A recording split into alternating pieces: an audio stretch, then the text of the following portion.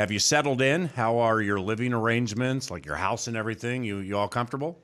Well, we're comfortable, but I'm at the Town Place Suites over by Mall of America, so I'm keeping it pretty simple right now in a hotel room with my wife and a 6-month-old son. So Jeez. It's part of the deal. We knew it was coming, and we're also looking for houses this afternoon. So we're in that process. When you were here for Super Bowl week, you didn't. I mean, like you drove around a lot, but you didn't actually like look for signs and lawns, or that was way too early in the process, right? That was a little premature for sure, but we also wanted to see the world thaw a little bit, and hopefully get to see things in the spring as opposed to in the dead of winter. So we're on that process right now. We'll hopefully be able to be making an offer by the end of the week, and hopefully be into something by minicamp. Now, being that close to Mall of America with kids and with a wife, I mean, I know the deal was good and everything, but there are a lot of stores at Mall of America, man. Yeah, no, my wife does a pretty good job of staying disciplined, but it is close proximity, and it's a great spot. You hear about it, it's the most famous mall really in the world probably, and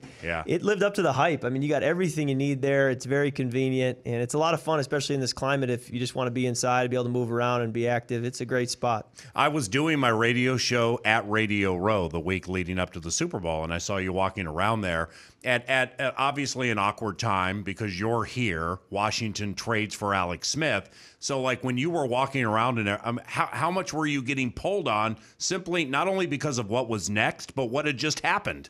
Oh, there was a lot going on that week. It was a lot to process, and fortunately, it all worked out. And it was a great week that week, stayed busy, but we really enjoyed our visit. I think that was the first step in feeling like this could be a potential landing spot, was how positive that week was, spending time here. Kirk, off-season workouts are taking place right now. What happens at off-season workouts compared to organized team activities, minicamp, and the rest? Yeah, OTAs are really a true official practice day where we put on helmets, we go out there, offense versus defense, and we have a true practice. Right now, we aren't able to do that. So the first 2 weeks, we're only allowed to work out with the strength coaches on the field. If there's a football present, coaches can't be on the field. Ooh. And then we have meeting time to install the offense and have that classroom work. And then we do that for 2 weeks, and then have 3 weeks of on-field work, but not going against the defense. It's not competitive. We're just working on air, getting a feel for one another with the coaches coaching us up. So that starts next week. We'll do that for 3 weeks, and then finally finish with about 3 or 4 weeks of true practices, which is what I'm really looking forward to. So what positives can you gain now? I mean, I know it's a slow build, but this seems like the slowest of the slow builds. Yeah, right now it is the basics. I mean, we're learning our ABCs, counting to 10. It's the very beginnings, learning formations, learning the snap count.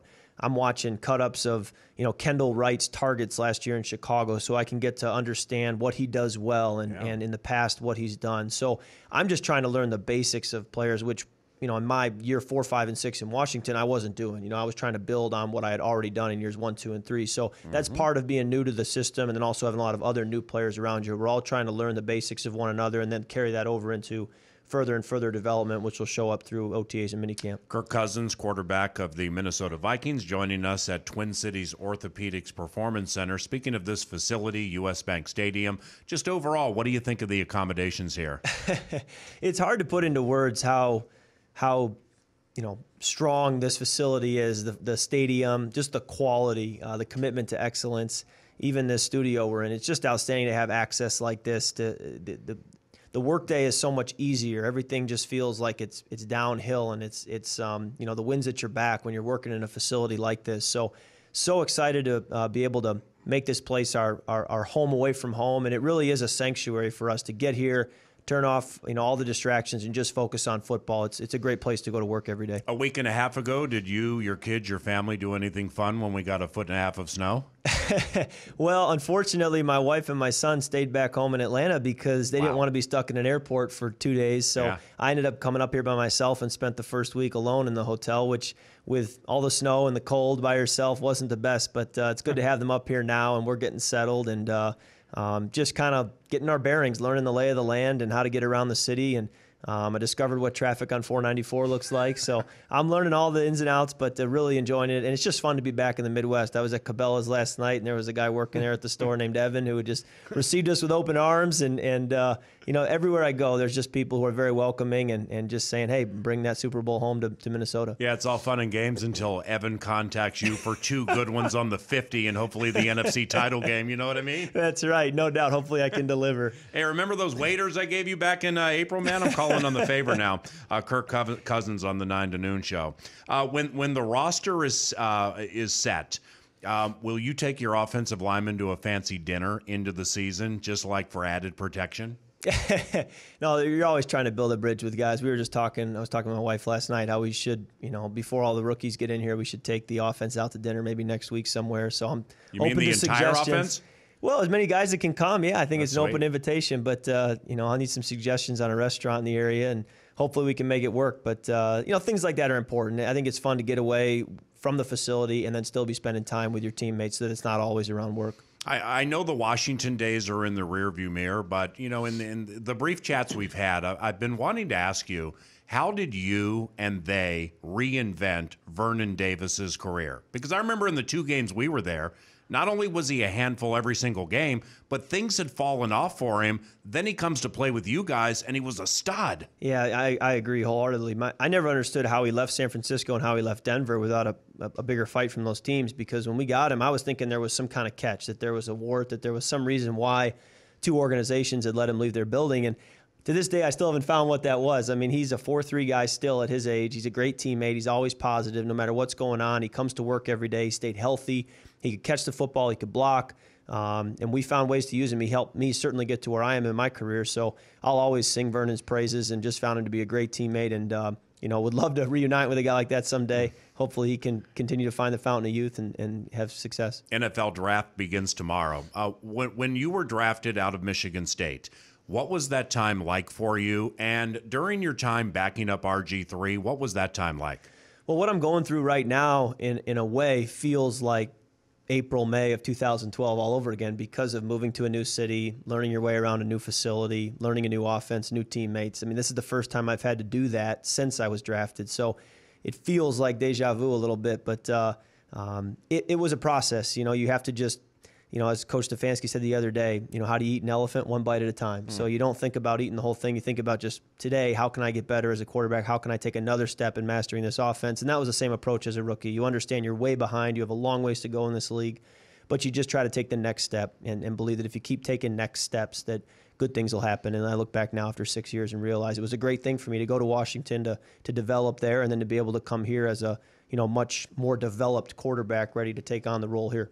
I love Kevin, and I've known him for a decade and change. Yeah, I didn't know he ate elephant. I mean, I don't even think Evan from Cabela's eats elephant. I don't think Evan eats elephant, but no, Kevin's been great. I love the meeting time with him. So sharp. Very smart guy. He has a bright future. I think he's an offensive coordinator, head coach waiting to happen, and it's exciting to have that many talented coaches. When you start with Coach Zimmer, his organization and team meetings, the way he's teaching us situational football each and every day at our team meetings right now is outstanding. And then Coach Flip's organization, the fact that he's been around so many great coaches, and Coach Peterson, Coach Reich, he's been in Oakland, he's been all over the league. He's got great experience and great attention to detail and understands the quarterback position. Then you add Coach Stefanski and who he's been around and what he's learned.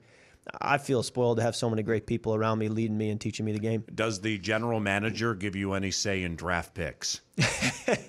I don't want that job right now, but no, I definitely trust Rick and the team and the decisions they're going to make, George Payton, all those people, and think highly of their opinions and where we're going as an organization. Unfortunately, there's a lot of players on this roster already, so now you're starting to look at pieces you can add to supplement what you already have, as opposed to trying to draft somebody to really be the foundation of the entire team. Do you have any interest in the personnel side of the game?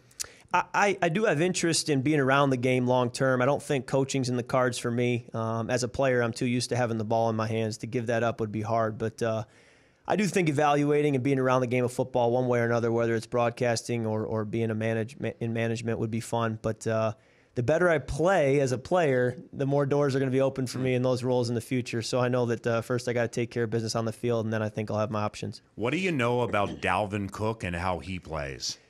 Well, I know he's a really good football player. I know he had a tough injury last year, and he's working very hard every day in his rehab to get back to full strength, and the coaches are really excited about what they have in him going forward, and it'll be fun to have a dynamic running back on first and second down that you can give the ball to, and then just basically have a front row seat to watch him do special things. So I'm looking forward to that, but first things first, let's get him healthy and get him back out there. Couple of quickies to close for Kirk Cousins, quarterback for the Minnesota Vikings from the Twin Cities Orthopedics Performance Center. I saw something on your Twitter feed yesterday called the wake-up call. where you're doing something with quarterbacks who are going to be drafted and probably tomorrow.